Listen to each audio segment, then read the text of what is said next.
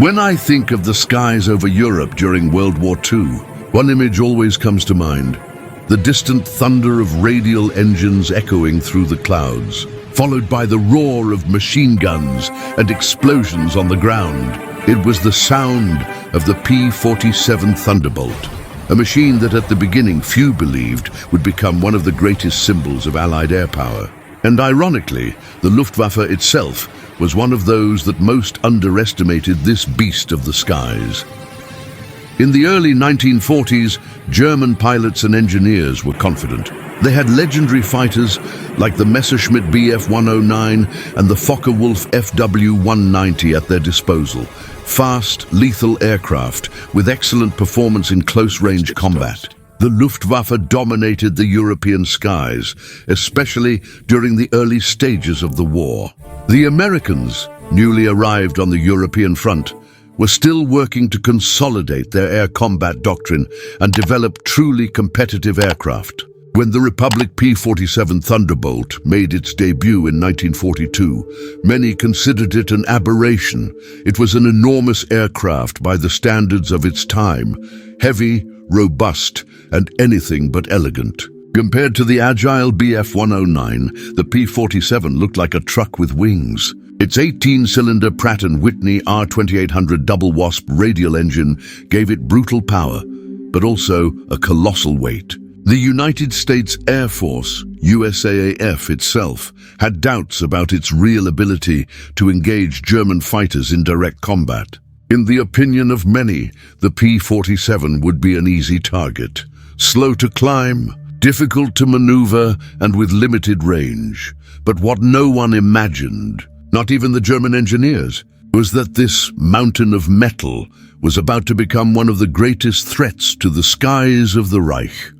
The Thunderbolt possessed something the Luftwaffe didn't understand in time. A combination of power, resilience, and firepower that, together, would completely change the course of aerial warfare. I remember reading accounts from American pilots describing their first missions with the P-47. Many said the aircraft was a challenge at first, heavy on the controls and demanding on takeoffs. But once in flight, the plane showed its true nature. It could dive at absurd speeds, far beyond what any German fighter could withstand, without disintegrating. Its massive fuselage made it almost immune to light fire, and its radial engine, unlike the German inline engines, could continue running even after being hit. While the Luftwaffe relied on the tactical superiority of its pilots and the agility of its aircraft, the P-47 brought a new philosophy of aerial warfare, that of resistance and concentrated fire. With 8 50-caliber machine guns, the Thunderbolt could turn any enemy aircraft or ground target into scrap metal in a matter of seconds. It was like a miniature flying fortress, capable of delivering and withstanding blows like no other. However, in the beginning, the Germans were still laughing. In intercepted reports, they called the P-47 the Flying Pig or the American Fatso. Little did they know that this Fatso would soon become the nightmare of every Luftwaffe convoy, train, and squadron. The fatal mistake had already begun, the mistake of underestimating the enemy. And it is precisely from this initial mistake that the turnaround begins. Because, starting in 1943, the P-47 would cease to be just an experimental fighter and would become the hammer that would mercilessly strike the logistical heart of the Third Reich, the first time the P-47 saw actual combat against the Luftwaffe. Many American pilots weren't quite sure what to expect. It was 1943, and Europe was still under heavy German air dominance. The B-17 and B-24 bomber formations, known for their courage and vulnerability, desperately needed escort. The Thunderbolt, then newly arrived in the European theater, was assigned this task, protecting the bombers on their missions over France, Belgium, and eventually over German territory itself. I'm always impressed when I read accounts of those early encounters. Pilots accustomed to the P-38 Lightning or even the legendary Spitfire quickly realized that the Thunderbolt was a completely different kind of fighter. It wasn't made to dance in the air. It was made to fight, resist, and destroy. Its true strength lay in its ability to dive on the enemy at almost impossible speeds. Many Luftwaffe pilots were surprised when, attempting to pursue a diving P-47, they saw their own wings begin to vibrate violently, threatening to detach. The Thunderbolt, in contrast, remained as firm as a rock. In mid-1943, when the 56th Fighter Group began operating in Europe, the results began to speak for themselves. The group's commander, the legendary Hubert Zemke, realized that the key to defeating the German fighters was to exploit the P-47's greatest strength, its diving capability and incredible endurance. He trained his pilots to adopt a tactic that would become classic: the boom and zoom. They attacked from above at very high speed, fired a deadly burst and then dove again, gaining distance and energy before the agile Bf-109 or FW-190 could react. The Luftwaffe was slow to understand what was happening. Accustomed to short combats and acrobatic maneuvers, the German pilots tried to lure the P-47s into duels on turns, a fatal mistake. The Thunderbolt might be heavy, but its power and armament made it a nearly unbeatable enemy if used correctly. And little by little, the balance began to shift. There's an emblematic episode I always like to cite. On a mission over France, Lieutenant Francis Gaby Gabreski, one of the top P-47 aces, shot down two FW-190s in a matter of seconds. He described the sound of the Thunderbolt's 850 caliber machine guns as like the roar of 1,000 thunderclaps. The Luftwaffe, until then accustomed to dominating the skies, was beginning to feel the psychological impact of this new enemy, but the real terror was yet to come. Because the P-47 wasn't just an escort fighter, it was about to become the hammer that would crush German forces on the ground. With each new mission, American pilots learned to exploit even more of this aircraft's strength, its ability to carry bombs, rockets, and strafe entire convoys with precision and brutality. While the Germans desperately tried to reinforce their air defenses, the P-47 multiplied. Hundreds, then thousands, began to crisscross the skies of Europe. And with each new battle, the Luftwaffe's confidence waned. What was once arrogance was now beginning to turn into fear. The turnaround was already clear. What began as a discredited fighter was rapidly becoming the backbone of Allied air superiority. The American Thunder had arrived, and the storm was only beginning. If there was a moment in the war when the P-47 Thunderbolt showed its full potential, it was when it ceased to be just a fighter and became a true platform of destruction. Initially, its main mission was to protect American heavy bombers during long raids over occupied Europe. But as Allied air superiority grew, the Thunderbolt assumed a new role, that of fighter bomber. And it was in this role that it became the terror of German troops. I remember reading an account by a German soldier who survived the Battle of Normandy. He said that when he heard the deep rumble of an approaching radial engine, everyone knew what was coming. If it was a high-pitched light sound, it was a Spitfire. But if the sound was heavy, deep, and steady, then it was a Thunderbolt. And when it passed, we knew hell was coming right behind it. This sentence perfectly summarizes the psychological impact the P-47 had on enemy lines.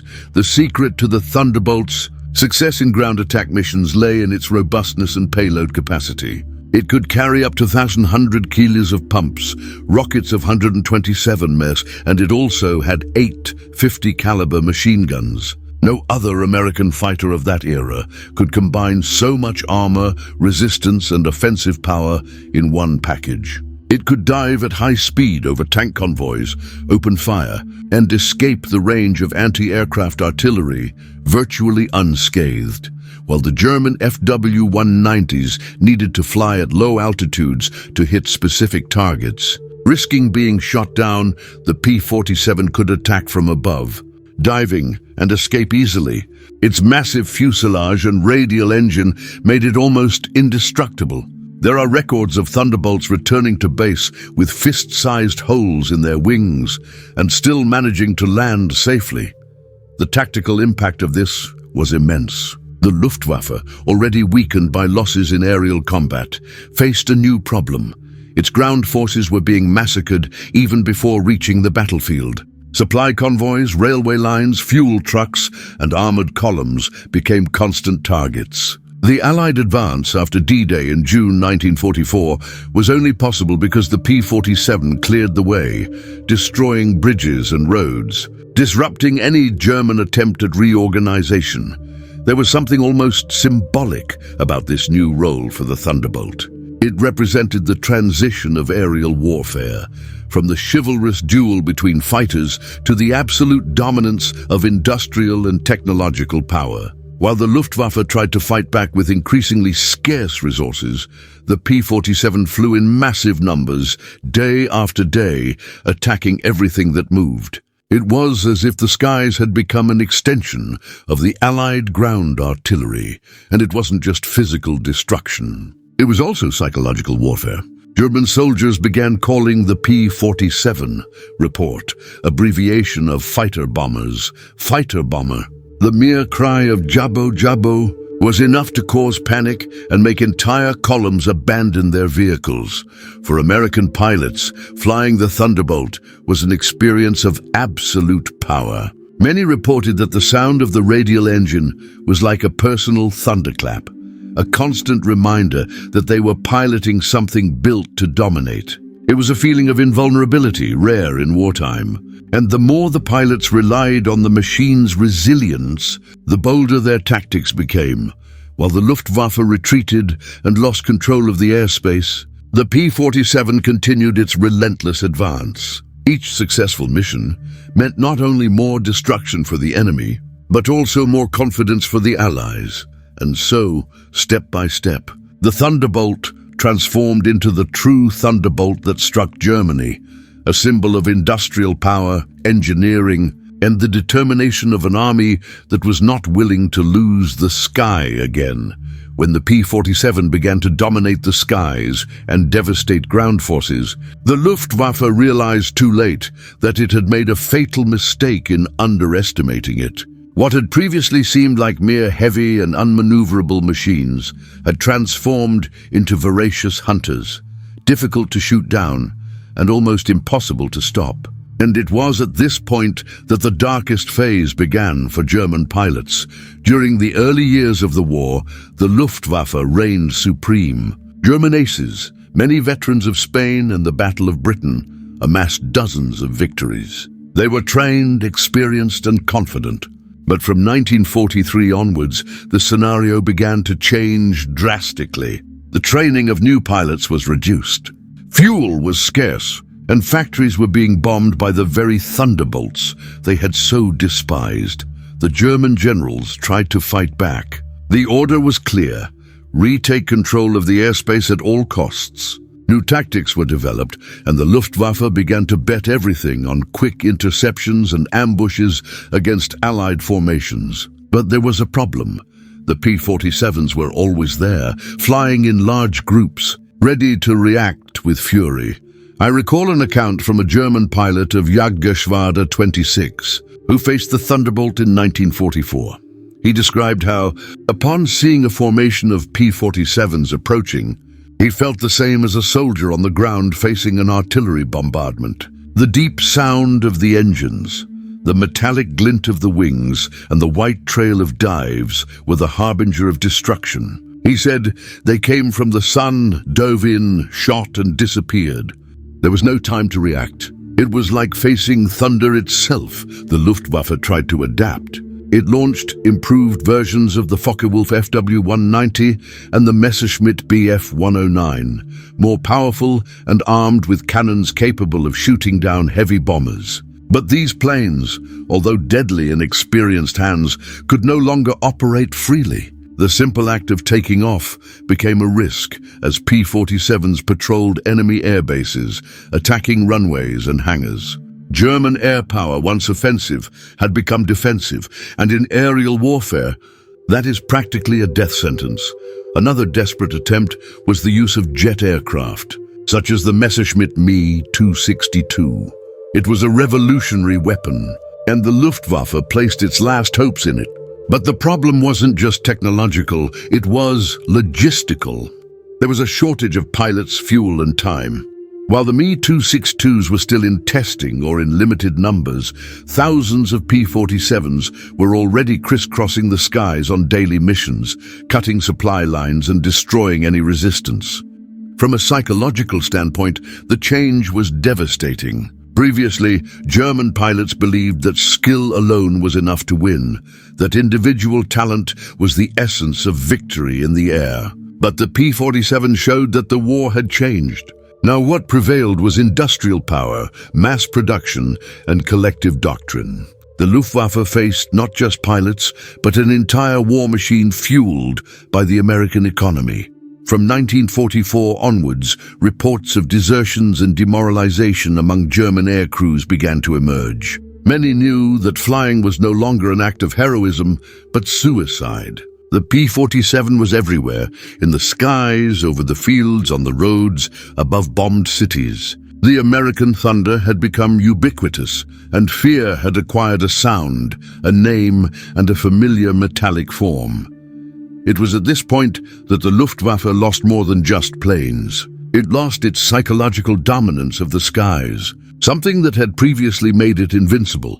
And, ironically, it all started with a simple but fatal mistake. The mistake of believing that a plane that was too big, too heavy, and too American could never beat them.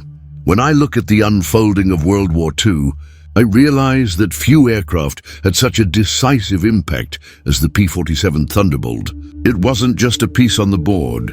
It was the force that pushed the entire board toward Allied victory. Between 1944 and 1945, the Thunderbolt's dominance over the skies of Europe was absolute, and its role went far beyond duels with the Luftwaffe.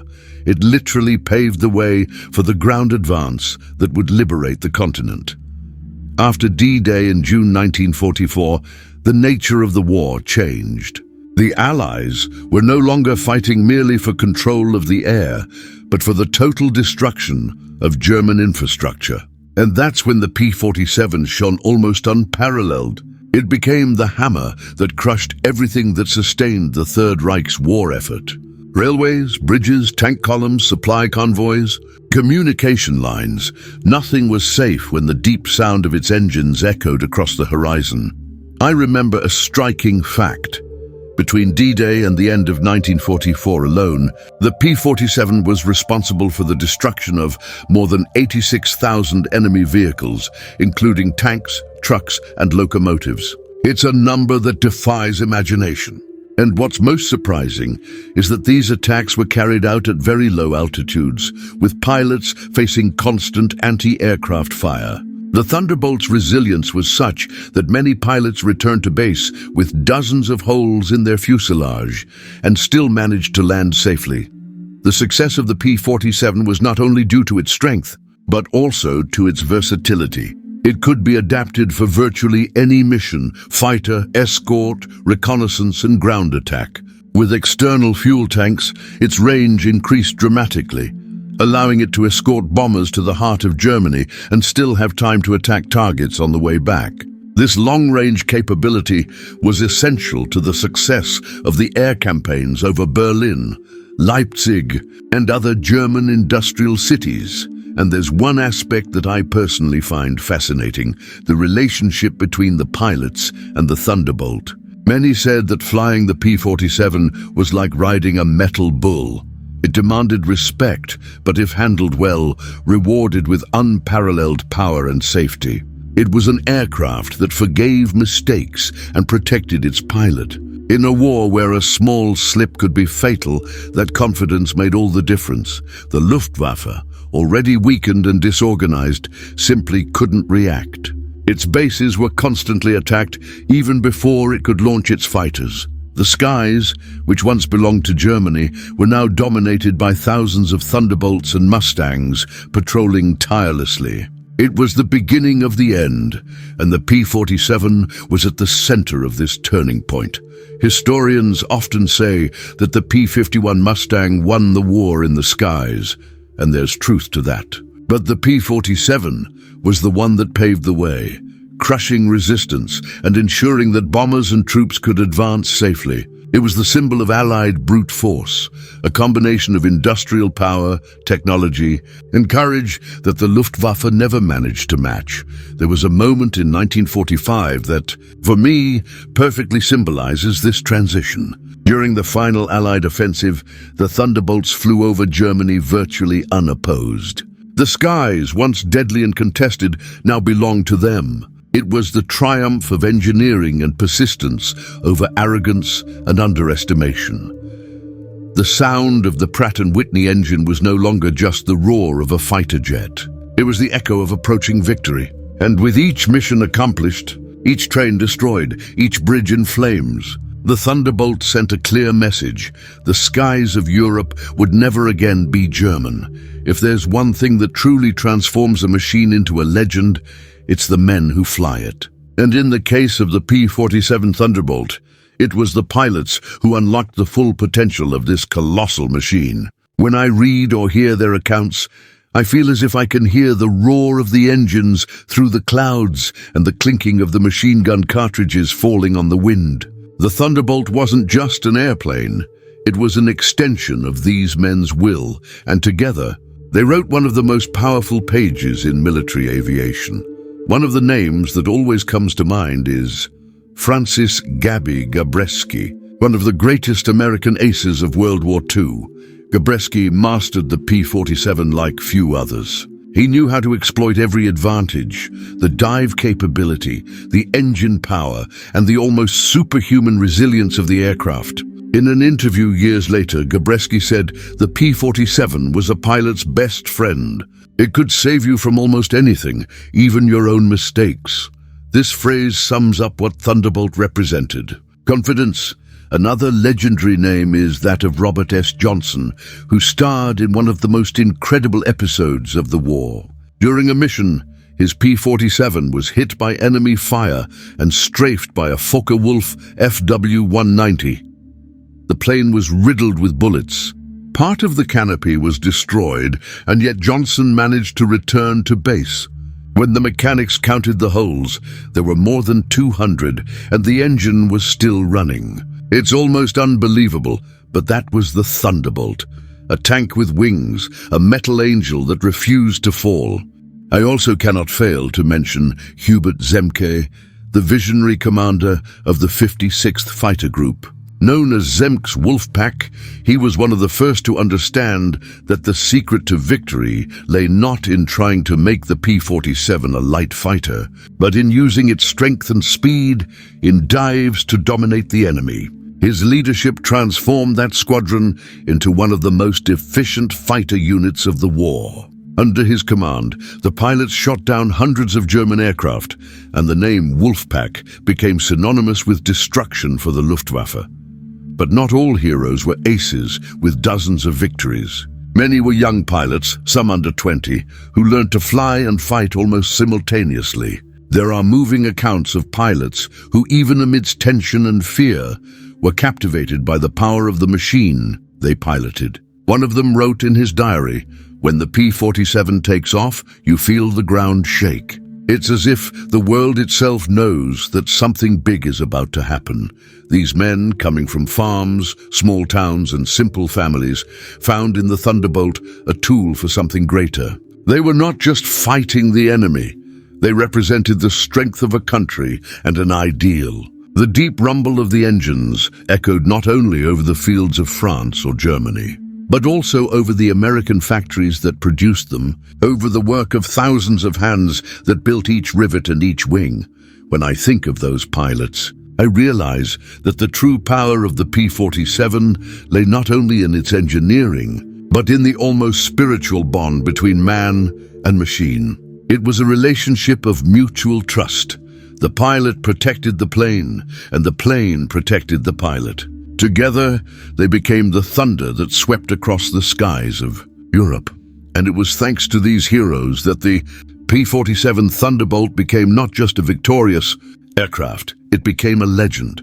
When the war finally ended, and the roar of engines fell silent over Europe and the Pacific, a new reality began to take shape.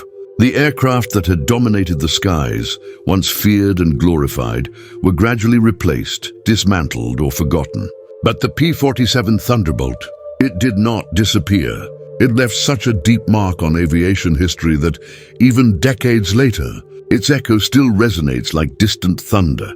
Whenever I visit a museum and see a restored P-47, imposing and silent, I imagine how many stories that metal giant carries in its wings. It's impossible not to feel respect. The gleaming paint, the gigantic radial engine, and the wide wingspan seem to silence the voices of the pilots who flew it through fire and fear. Each rivet seems to tell a story of survival, courage, and victory.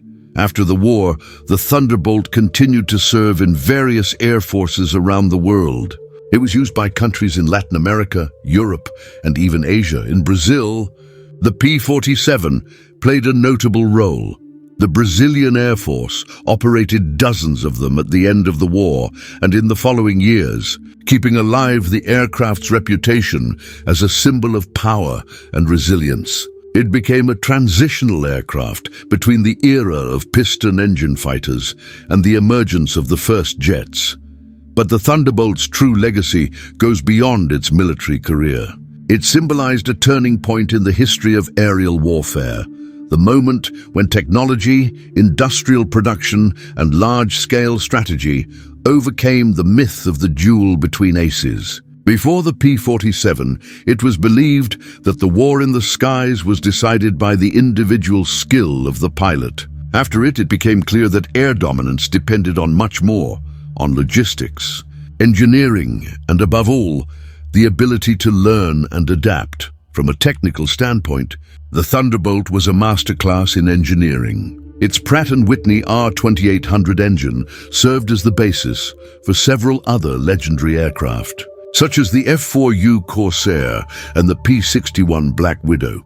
Its robust structure inspired the development of fighter bombers of later generations. Even in the jet age, the concept of a robust, multi-role aircraft with concentrated firepower remained alive, and it can be said that the DNA of the P-47 is present to this day in modern attack aircraft, such as the A-10 Thunderbolt II, which not by chance bears the same name in homage to the original, and there's something poetic about this legacy. The P-47 was born discredited, ridiculed by the Luftwaffe, and ended up becoming the terror of its enemies. This trajectory is almost symbolic, a lesson that appearances can be deceiving, and that true power lies in the combination of courage, persistence, and ingenuity.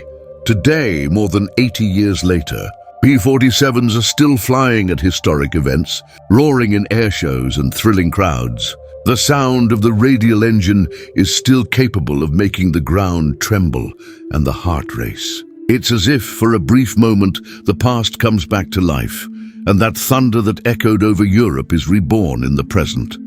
The Thunderbolt was not just a victorious aircraft. It was a declaration of strength, a warning to those who dared to underestimate American power and the determination of those who fought for freedom. And whenever I see its immense silhouette against the sunset, I think the thunder may have ceased. But the sound of victory never fades. When I think about everything the P-47 Thunderbolt represented, I realize it wasn't just a war machine.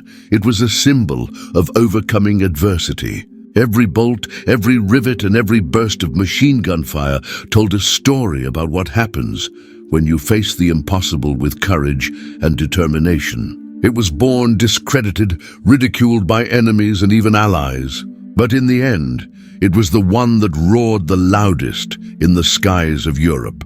The Luftwaffe's mistake wasn't just tactical, it was one of perception. They looked at the Thunderbolt and saw a heavy, slow, uninteresting plane. They didn't realize they were facing a revolution in the skies. The P-47 showed that strength, resilience, and strategy could overcome arrogance and overconfidence. It showed that it's not enough to be fast, you have to be consistent.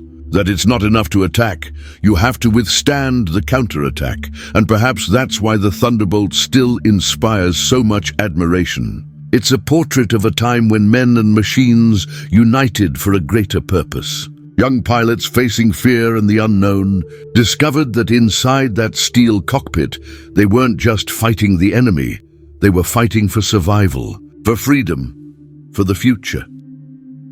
Today, when I hear the sound of a radial engine running, I close my eyes and can imagine the roar that echoed over France, over Normandy, over Germany. The thunder still lives on, not in the skies of war, but in the memory of those who understand the price of victory. And that's why, here on the channel WW2 Pilots, telling these stories is so important. Each plane, each pilot, each battle is a fragment of a larger story. The story of humanity confronting its own limits. The P-47 Thunderbolt was more than a weapon. It was a reminder that even the underestimated can change the course of the world. But our flight today is coming to an end. If you enjoyed this journey through the skies of World War II, don't forget to like, subscribe to the channel, and turn on notifications, because that helps keep this story alive and motivates me to continue bringing you content with the same passion and depth. And stay tuned, because in the next video, we're going to descend from the heavens and land on a completely different terrain. We're going to talk about farms and ranches. These are places that, in a way, also hold stories of resistance, hard work, and transformation. Just like the pilots who faced the impossible, the men and women of the countryside also shaped the world with sweat, courage, and determination. So get ready. If the P-47 was the thunder that dominated the skies, the next video will show the silent power of the earth, where everything begins and everything returns. See you there.